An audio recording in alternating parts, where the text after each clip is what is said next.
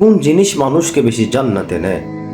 সাহাবীরা প্রশ্ন করছেন, ইয়া রাসূলুল্লাহ সাল্লাল্লাহু আলাইহি ওয়াসাল্লাম, কোন জিনিস মানুষকে বেশি জান্নাতে নেয়? কোন জিনিস মানুষকে জান্নাতের দিকে ধাবিত করে? রাসূল সাল্লাল্লাহু আলাইহি ওয়াসাল্লাম প্রশ্নের জবাবে বলেন, কোন জিনিস মানুষকে বেশি জান্নাতে নেয়?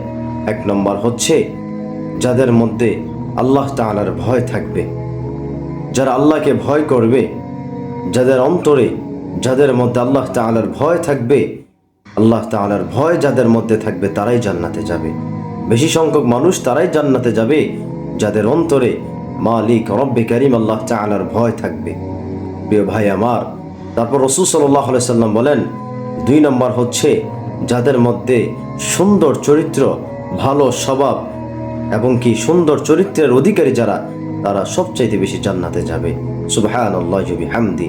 তারপর সাহাবীরা আবার প্রশ্ন করলেন, ইয়া রাসূলুল্লাহ সাল্লাল্লাহু আলাইহি ওয়াসাল্লাম, এবার বলুন কোন জিনিস মানুষকে বেশি জাহান্নামে নেয়?